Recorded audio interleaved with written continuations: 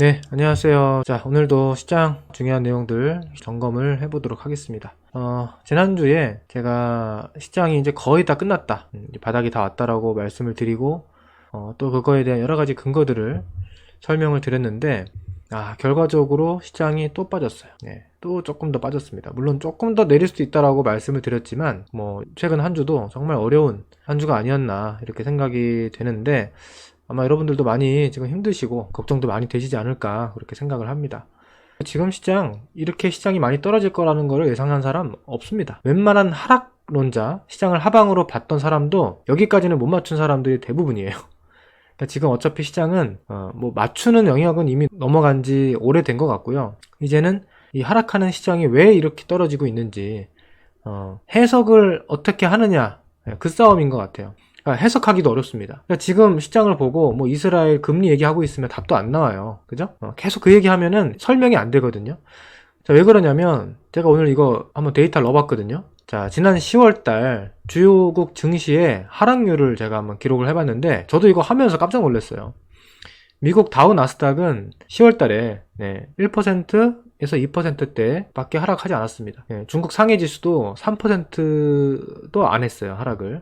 그리고 대만, 일본도 마찬가지 2, 3% 정도로 하락을 했는데, 보시면 이스라엘이 마이너스 10% 급락을 했고요. 코스피가 마이너스 7.6, 코스닥이 무려 12.4%를 기록해서 이스라엘보다 더 많이 빠졌습니다, 코스닥이.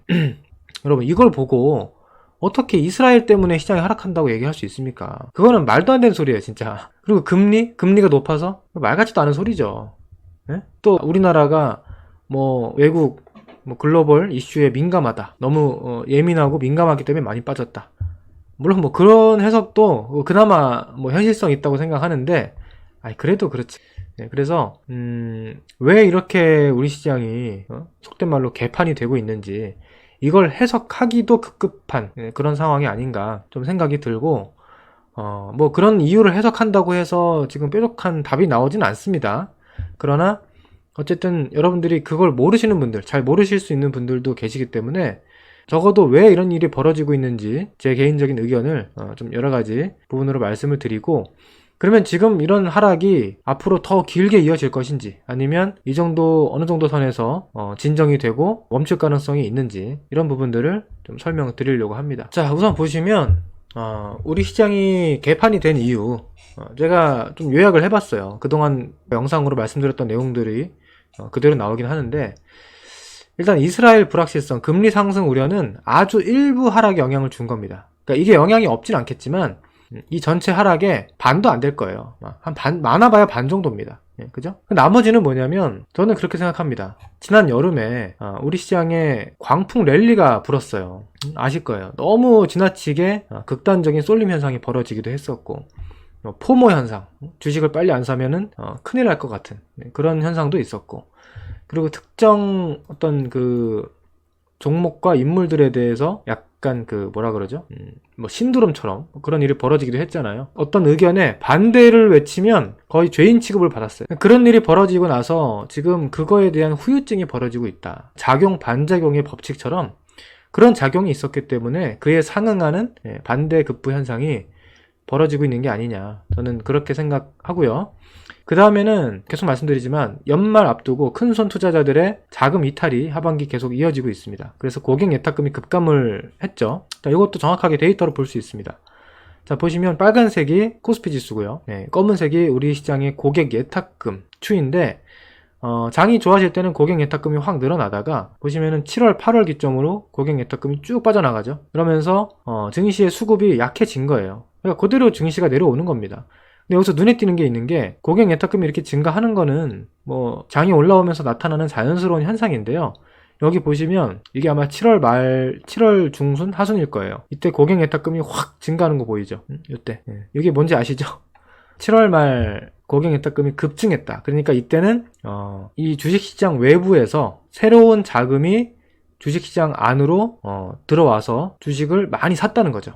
그죠? 이때 7월 말에 어떤 주식을 샀을까요? 글쎄 그때 사고 싶은 주식 샀겠죠. 우리 시장에서 상승을 주도했던 종목들을 사기 위해서, 그러니까 지금이라도 안 사면 큰일 나겠구나, 그런 심리, 포모 심리가 굉장히 컸단 말이에요. 그런 현상들이 여기에 나타났고, 그 이후에 오히려 이 매물들은 그때 들어온 매수 자금이 여기에 머물러 있지만 오히려 반대 자금들, 스마트머니, 큰손 자금들은 오히려 이때를 기점으로 좀 빠져나가는 그런 양상들이 나왔다.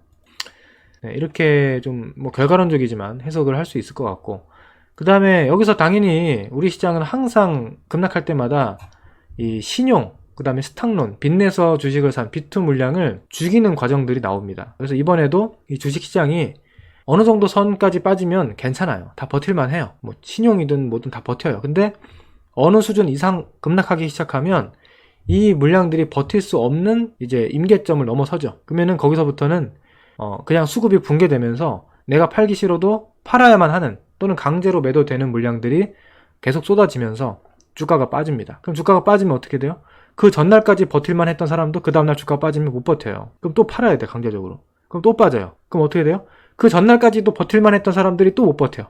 이런 식으로 계속 도미노로 죽이고 하면서 수급이 붕괴되는 그런 상황이 벌어지는 거죠. 그 다음에 이건 제가 지난번에 말씀드린 건데, 영풍재지 주가 조작 사태 때문에 또 벌어지는 어떤 또 심리적인 쇼크, 수급적인 영향이 있었고, 그리고 그때 마침 키움증권이 물론 많은 증권사 중에 하나지만 아시다시피 우리 시장에서 개인 투자자 비중이 가장 높은 증권사고요. 영향력이 가장 크죠. 근데 이 증권사에서 뭐 에코프로 그룹이나 포스코 그룹 등등 포함해서 몇몇 종목에 대해서 증거금 100% 처리를 갑자기 해버리는 바람에 신용과 미수 거래를 완전히 막아버렸다. 그러면서 지난주에 한 번 더 충격이 있었고, 그러니까 주가가 더 떨어지고, 그러니까 또 신용 매물들이 버틸 수 없는 그런 상황이 오고, 계속 이런 게 반복이 됐고요.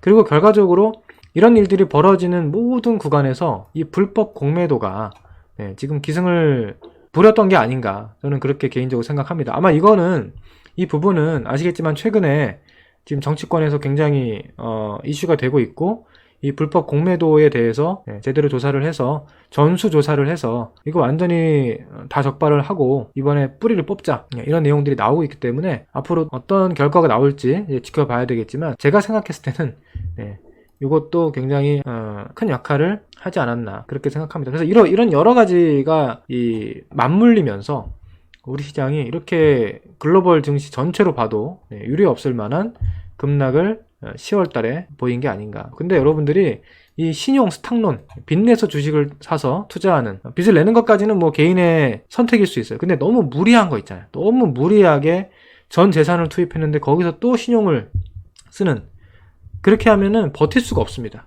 너무 무리한 투자는 항상 나도 죽고 우리 모두가 다 같이 공멸하는 그런 이 상황을 만들거든요. 그래서 여러분들이 뭐 이번에도 많이 느끼셨겠지만 앞으로도 신용 스탁론, 무리한 투자는 항상 주의를 하셔야 됩니다. 자, 그러면 더 중요한 얘기죠. 과연 이런 하락장 너무 과도한데 이런 상황이 도대체 언제쯤이면 좀 그칠까? 이 부분을 제가 좀 여러 각도로 생각을 해봤어요. 물론 바닥은 지나가 봐야 아는 겁니다. 지금 미리 뭐 언제 어디가 바닥이다 이걸 예상하는 거는 굉장히 건방진 행동이고, 또 그렇게 했으면 다 틀렸어요, 지금 이미. 그렇게 하기보다는 우리가 과거 사례를 보면서 과거에 좀 지독한 하락장들이 몇 번 있었거든요. 그때마다 어느 정도 하락이 나왔고, 어느 정도 기간으로 하락이 나왔고, 어느 정도 폭으로 하락이 나왔는지 이런 것들을 한번 볼 필요가 있다. 그래서 제가 한번 쭉 정리해봤습니다. 그리고 신용 반대매매도 어느 정도 추례가 돼야 과연 이 수급적인 바닥이 나오는가, 이 부분도 제가 준비를 해봤어요. 아주 옛날까지 가진 않고요. 2010년대 이후로 시장이 조금, 코스닥 기준으로 시장이 좀 과도하다, 너무 지나치다 할 정도로 연속된 하락이 나왔던 케이스를 몇 군데 가져와 봤습니다. 지금 우리 시장의 특징이 뭐냐면 이게 주봉이거든요. 주봉상 반등이 없어요. 반등이 없이 하락. 여기 뭐 살짝 그냥 멈추고 또 하락. 그러니까 중간에 반등도 없이 계속 연속으로 하락한 기간이 지금 보시면 9주일째입니다. 9주. 그러니까 9주 연속 제대로 된 반등도 없이 하락을 한 거고, 하락률 퍼센테이지로 따지면 거의 마이너스 20% 나왔습니다. 이걸 기준으로 한번 볼게요. 과거 데이터를. 2016년도입니다. 좀 지독한 연속 하락이 있었어요. 이때 보시면 6주 연속 하락하고 반등이 한번 크게 나온 적이 있죠. 또는 5주 정도네요. 5주에서 6주 정도 하락하고 반등이 강하게 한번 나왔고요. 그 다음에 또 연달아서 7주 연속 하락이 나오고 반등이 나왔습니다. 자, 그 다음 2018년도 보시면 이때는 미중 무역 전쟁이 터지면서 글로벌 증시가 다 같이 하락하고 우리 시장도 굉장히 높은 위치에서부터 조정을 길게 겪었던 중장기 하락장이 길게 이어졌던 이때 코스닥이 마찬가지로 뭐 계속 하락하면서 중간중간에 지독한 연속 하락이 몇 번 있었습니다. 보시면 8주 연속 하락이 있었고요. 근데 이 8주 연속 하락도 중간에 반등이 한번 있어요. 근데 이거를 그냥 다 그냥 포함해서 8주입니다. 8주 연속 하락을 했고요. 그 다음에 여긴 7주 연속 하락이죠. 7주 연속 하락하니까 반등이 나오더라. 바닥이 찍히더라. 그리고 그 다음에 2019년도에도 이때 8주 연속 하락이 있네요. 정말 중간에 반등 한 번도 없이 8주일 연속 하락을 하고 바닥을 찍고 반등이 나왔습니다. 그 다음 여기는 뭐 아시다시피 코로나 팬데믹 그 시기인데 이때는 기간은 길지 않았습니다. 약 5주 정도, 5주일 정도 급락하고 대바닥이 찍혔죠. 그러면 지금까지 쭉 보시면 지독한 연속 하락장이 나올 때 보통 짧으면 6주 정도, 길면은 8주 정도예요. 그 이상 뭐 9주, 10주, 11주, 12주 계속 반등도 없이 하락하는 경우는 거의 없더라. 가장 최근으로 보면 작년이죠. 작년도는 뭐 러시아 전쟁도 있었고 금리 인상, 인플레이션 충격 때문에 금리 인상이 가파르게 진행되면서 하락장이 있었죠. 그때도 보시면 코스닥이 연초에 7주 연속 하락을 하고 바닥을 찍습니다. 근데 이것도 보시면 중간에 반등이 한번 크게 나왔어요. 반등이 크게 나오고 다시 쌍바닥을 찍은 기간이 7주일입니다. 자, 그 다음 연속 하락은 6주일이 있었고요. 그 다음 연속 하락도 6주일이 있습니다. 6주일 하락하니까 바닥 찍히고 급반등이 나왔죠. 자, 그 다음에 이게 이제 가장 긴 편인 것 같은데 9주일 연속 하락이 나왔습니다. 근데 이것도 중간에 8주차에 반등이 한번 나왔어요. 반등이 한번 강하게 나오고 9주차에 한 번 더 급락하고 나서 진바닥이 찍히는 그런 형태가 됐는데 어쨌든 뭐 길게 보면 9주일 정도 연속 하락을 했다. 그리고 나서 바닥이 찍혔다. 자, 이번 현재 코스입니다. 현재 코스닥이 9주 연속 하락을 하고 있습니다. 오늘 현재 시점까지. 자, 그러면 우리가 통계적으로 봤잖아요. 과거에 정말 최악의 하락장, 정말 어려울 때에 중간에 있었던 지독한 연속 하락장을 우리가 둘러봐도 정말 길어봐야 8주, 9주더라. 근데 지금 9주잖아요. 그럼 거의 다 오지 않았나. 확률적으로, 통계적으로 그런 분석을 해볼 수 있다는 거. 그러니까 지금 거의 다 왔다라는 얘기예요. 그 다음에 요거 제가 텔레그램에서도 말씀을 드렸는데 지금 코스피 월봉 차트입니다. 코스피 월봉에서 검은 선이 120개월선이라고 그랬죠. 120개월선을 기준으로 보면은 2008년도 세계 금융위기 때도 이 자리가 깨지지 않았고 아무튼 코로나 팬데믹 충격파 때를 제외하면 이 120월선, 120개월선은 이탈되지 않고요. 살짝 이탈된다 하더라도 금방 회복해서 급반등이 나오는 그런 자리입니다. 그러니까 이 자리가 아마 밸류에이션 자산가치로 따지면 PBR 뭐 0.8, 0.9 정도 될 거예요. 0.8에서 0.9 정도 사이를 아마 차트에 그리면 이 120개월선이랑 비슷하게 찍히지 않을까 그렇게 생각이 됩니다. 우리나라 상장 기업들의 자산가치는 주당 순자산가치가 계속 꾸준히 증가하기 때문에 매년 이게 올라오는 거죠. 그래서 지금도 마찬가지로 PBR 기준 0.8배 뭐 초반대까지도 어제 왔던 것 같아요. 거의 금융위기 수준의 밸류에이션까지 내려왔다. 코스닥도 마찬가지입니다. 120선이 좀 중요한 어떤 뭐 바닥을 나타내는 그런 경계라고 볼 수 있는데 물론 좀 더 밀릴 수도 있습니다. 근데 거의 다 왔다라는 거. 좀 더 밀린다 하더라도 뭐 어떻게 해요. 버텨야지. 근데 지금 조금 어이가 없는 거는 제가 지금까지 얘기했던 게 대부분 어떤 역대급 뭐 글로벌 증시 폭락, 뭐 글로벌 악재가 있을 때 뭐 미증시, 대만 증시, 일본 증시 할 거 없이 다 같이 폭락할 때 이렇게 밀린 거란 말이에요. 대부분. 이런 자리도 마찬가지. 글로벌 증시 폭락일 때 오는 자리예요. 근데 아니 왜 이번에는 다른 나라 증시는 그래도 괜찮은데 우리나라만 왜 역대급을 해야 되냐는 거죠.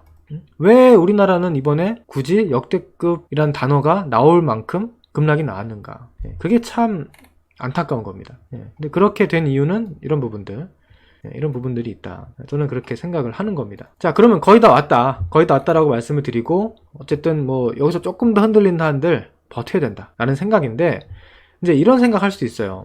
아니 이렇게 상황이 어려운데 주가가 다시 올라갈 수 있을까요? 라는 질문을 하시는 분들이 계실 수 있습니다. 그죠? 그러니까 많이 떨어진 거는 알겠어. 근데 이게 상황이 이렇게 안 좋은데 과연 올라갈 수가 있을까? 주가가 어떻게 하면 올라갈 수 있을까? 이제 이런 걱정이 되는 거죠. 그러니까 여기서 포기하게 되는 심리가 바로 이런 거예요. 그러니까 많이 떨어진 거는 이해했어요. 근데 이게 다시 올라갈 거라는 희망이 안 보이면 그냥 주식을 팔 수 있거든요. 포기해버릴 수 있거든요. 제가 이것도 과거 사례를 보여드릴게요. 자, 같은 시기입니다. 보시면 이렇게 급락이 나오잖아요. 이건 일봉 차트예요. 최악의 어떤 하락장, 대세 하락장에서 코스닥이 이렇게 뭐 한 달 반, 거의 2달 가까이 하락을 합니다. 그러면 지금이랑 마찬가지인 거예요. 굉장히 하락에 길들여져 있고 또 빠지고 또 빠지고 또 빠지고 계속 급락하고 좀 반등하면 또 급락하고, 이게 한 달 반, 2달 되면은 어떤 생각이 드냐면 이게 올라갈 수가 있을까? 이게 올라봐야 얼마나 올라가겠어? 라는 생각이 들면서 포기하고 싶단 말이에요. 주식을 사기는커녕. 보시면 그 이후에 반등이 나옵니다. 이렇게 저점 대비해서 꽤 반등이 나와요. 그 다음에도 마찬가지. 이렇게 급락이 나오면 이게 과연 올라갈 수 있을까라는 생각이 들지만 반등이 나와요. 그럼 우리가 매도를 하더라도 여기서 매도하는 것보단 여기서 매도하는 게 낫잖아요. 예? 여기서 포기하는 게 맞습니까? 좀 더 떨어진다 한들 여기서는 버티는 게 맞지. 여기서 파는 게 그나마 괜찮잖아요. 여기도 마찬가지입니다. 2달 동안 계속 빠져요. 이게 과연 올라갈 수 있을까? 올라옵니다. 예. 실제로 작년 여기 10월달 바닥 찍고 코스닥이 올해 이렇게 뒤에서 올라온 거예요. 이 뒤로 급등장이 나온 겁니다. 우리가 항상 지나고 나면 생각하죠. 저렇게 장이 빠졌을 때 주식을 샀어야 되는데 라는 생각을 나중에 하잖아요. 그죠? 근데 막상 이렇게 떨어지면 주식을 사는 게 아니고 오히려 갖고 있는 것도 팔고 싶게 만드는 게 바로 이 시장의 속성입니다. 자, 이때도 마찬가지. 2019년도 이렇게 뭐 한 달 이상 급락장이 나오면 이게 과연 올라갈 수 있을까? 라는 생각이 들게 되는데 그 이후에 이때도 반등이 거의 뭐 3개월 가까이 나옵니다. 물론 뭐 여기서 물린 사람들이 수익 나고 회복되는 그런 상황은 아니지만 어쨌든 이런 자리에서 어느 정도 회복이 된다. 그리고 여기서 추가 매수, 뭐 오히려 매수로 대응했다면 또 좋은 결과를 낼 수도 있는 그런 상황이 만들어지죠. 자, 여기 코로나 때 마찬가지. 코로나 때도 급락했지만 우리가 여기서 최저점 맞추는 거 못해요. 최저점에서 주식을 꼭 사지 못했더라도 나중에 회복이 나오면 반등이 나오면 회복도 되고, 그러니까 우리가 꼭 여기서 주식을 팔아가지고 이 떨어지는 중에 주식을 빨리 팔아서 최저점에서 콱 사야만 내가 이 수익을 먹을 수 있다라는 생각을 할 필요는 없는 거예요. 그건 어려운 거고, 내가 여기서 저점에서 주식을 사면 뭐합니까? 다음날 올라갔을 때 하루 만에 팔면 끝난 거예요. 자, 그리고 2018년도도 마찬가지. 이렇게 길고 깊은 지독한 하락이 나오고 나서도 결국 보면은 반등이 나오더라. 근데 여기까지 견디는 게 생각보다 시간이 많이 소요가 되기 때문에 이게 힘든 거예요. 여기도 마찬가지. 결국 뒤에는 반등이 나오고 이 사이에 주가가 또 얼마나 많이 올라가겠습니까? 이때 뭐 새로운 주도주도 나오고요. 대박주도 나와요. 그런 구간이 앞으로 또 펼쳐질 수 있겠죠. 자, 그 다음 이거는 현재 상황입니다. 현재 코스닥 지수 차트를 일봉으로 제가 가져왔는데 약 39거래일, 어제까지 39거래일 정도 하락을 했고요.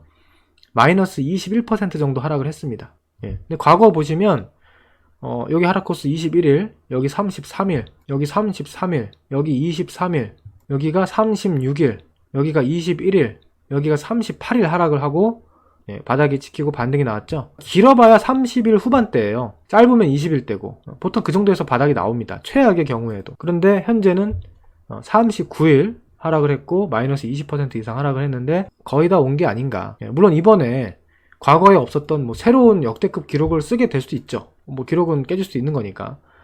그러나 그렇다 하더라도 지금 뭐 매도하고 포기하는 것보다는 견디는 게 더 현명하다. 저는 그렇게 생각을 합니다. 자, 그 다음에 이건 어떤 자료냐면 어제 카페에도 우리 명장님이 올려주셨는데요. 보통 이런 장이 이제 하락이 끝나고 바닥을 치는 여러 가지 그 메커니즘이 있지만 수급적으로 지금처럼 수급이 꼬이고 무너지는 장은 그 꼬인 수급이 풀릴 때 바닥을 찍습니다. 그러니까 어떤 신용 매물, 손절 매물들이 싹 털리면 더 이상 털릴 물량이 없어지기 때문에 반등이 나오는 거예요. 그래서 그럴 때 우리가 봐야 되는 게 뭐냐면 신용 잔고가 얼마큼 있었던 신용 잔고가 어느 정도까지 털렸느냐 이런 걸 보거든요. 보시면 2022년 작년 1월, 5월, 8월 사례들을 보면요. 자, 이겁니다. 작년 1월, 뭐 5월, 6월, 그다음에 8월 이때 세 번의 급락장 사례를 신용 잔고로 체크를 해보면요. 신용 잔고가 최고 뭐 23조대에서 20조로 줄어들고 두 번째는 21조대에서 17조대로 줄어들고 그 다음에는 뭐 19조대에서 16조대로 줄어들고 이제 이런 상황입니다.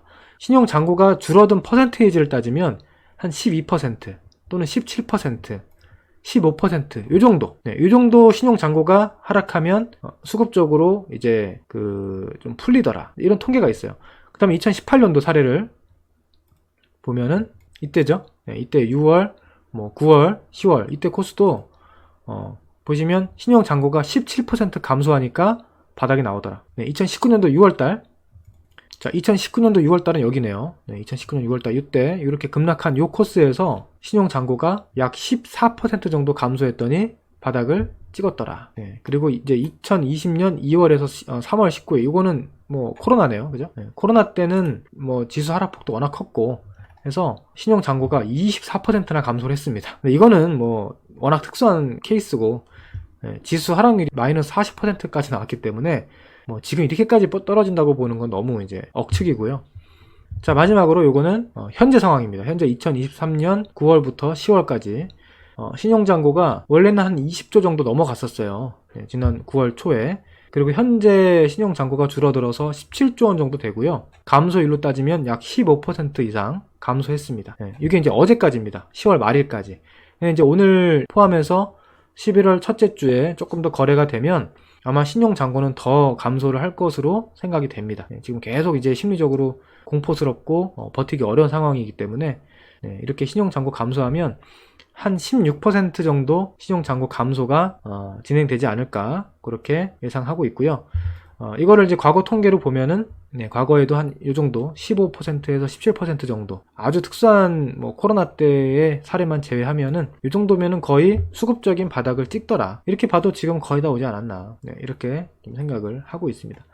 그래서 뭐 역대급이에요. 그야말로 과거 데이터 보면은 역대급 하락이 나왔죠. 우리가 9월달, 10월달에 저도 마찬가지고 이번 하락장이 역대급으로 나올 거다라는 예상을 했으면 우리가 미리 좀 대비도 하고 더 큰 하락을 예상할 수 있었을 텐데 이번에는 이제 좀 그게 어려웠던 것 같아요. 그러니까 다른 증시들은 역대급 하락이 아닌데 우리나라만 역대급 하락이 모든 데이터상 역대급으로 나올 거다라는 거를 우리가 8월, 9월 달에 예상하기가 좀 힘들었다.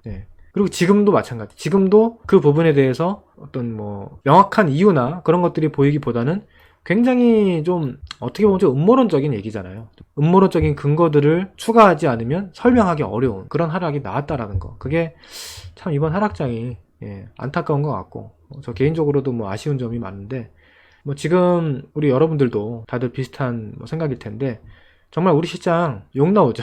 정말 욕 나오고 때려치고 싶을 수도 있고 이러니까 미국 주식 하지 뭐 이런 생각도 들 수 있는데 과거 사례 제가 분명히 보여드렸어요. 이렇게 힘들고 어려운 상황이지만 반등이 안 나올 것 같은 상황이지만 지나고 나면 반등이 나오더라. 이게 뭐 급등 대세 상승장이 아니더라도 어쨌든 반등 통해서 우리가 좀 빠져나올 수 있고 지금보다는 손실을 줄여서 또는 지금보다는 더 좋은 가격에 좋은 수익을 내고 팔 수 있는 그런 기회가 결국엔 찾아올 가능성이 높기 때문에 지금은 희망을 잃지 마시고 좀 잘 견디는 게 좋지 않을까. 제 개인적인 의견을 그렇게 좀 전달해 드리고 싶습니다. 코로나 때도 그렇죠. 항상 지나고 나면 우리가 쉽게 얘기합니다. 야, 코로나 때 그렇게 힘들고 어려울 때 그때 용감하게 주식을 샀어야 되는데 그때 참 희망이 보이지 않았지만 그럴 때가 기회였구나. 다 지나고 나면 얘기하잖아요. 여러분들이 코로나 이후 급등장, 그 다음에 올 여름에 뭐 2차전지랑 반도체 급등했을 때 어떤 생각이었어요? 이거를 지금 사지 않고 내가 옛날에 그 장이 어려울 때 남들 힘들다 할 때 그때 주식을 사놓고 지금까지 기다렸으면 이게 수익이 이렇게 많이 났을 텐데 라는 생각을 하잖아요. 지금 그런 기회가 온 거예요. 그렇잖아요. 그럼 나중에 또 뭐 6개월 이후에 1년 이후에 그때 2023년도 가을에 우리나라만 말도 안 되게 이렇게 떨어졌을 때 야, 그때 이런 주식 사놨으면 내가 지금 수익이 정말 많이 났을 텐데 나는 왜 그때 안 샀을까 하는 후회를 우리가 내년에 하게 될 수 있다. 하지만 막상 그 시점에는 우리가 힘들고 포기하고 싶고 고통스럽다. 그리고 그런 이 역사는 계속 반복돼 왔다. 제가 주식 투자 경력이 17년, 좀 있으면 18년 차가 될 텐데 저는 이런 경험을 숱하게 많이 겪었기 때문에 뭐 앞으로 벌어질 일이 또 그려져요. 지금 이렇게 어려울 때는 또 힘들어하고 나중에 좋을 때는 또 광풍이 불고 그리고 또 고통받고 그럼에도 불구하고 이번 하락장은 조금 좀 안타깝습니다. 안타깝고 우리 시장이 어쩌다 이렇게 됐는지 어떻게 보면 좀 제도적으로 우리 시장의 어떤 공매도 제도라든지 연말 대주주 양도세 이런 부분들 이런 것들이 조금 이번 기회를 잘 살려서 제도적으로 잘 보완해서 더 좋은 시스템으로 좀 거듭날 수 있었으면 좋겠습니다. 아무쪼록 뭐 어려운 장에 제가 그동안 뭐 영상을 계속 매주 올려드리고 있지만 제 어떤 기대와 제 염원과 달리 시장이 계속 어려운 흐름을 보이고 있어서 저도 참 힘이 안 나고 답답한 심정인데요. 다음 주만큼은 아마 저는 그래도 11월은 좀 다르지 않을까 생각합니다. 다음 주만큼은 좀 시원한 반등이 나와서 제가 좀 더 힘차게 영상을 올려드릴 수 있었으면 좋겠습니다. 힘내시고요. 이런 장은 살아남는 게 중요해요. 살아남는 게. 살아남기만 하면 또 기회가 옵니다. 아무쪼록 화이팅 하셨으면 좋겠습니다. 자, 오늘 이렇게 쭉 설명을 드려봤는데 내용이 도움이 되셨다면 구독, 좋아요 꼭 눌러주시고요.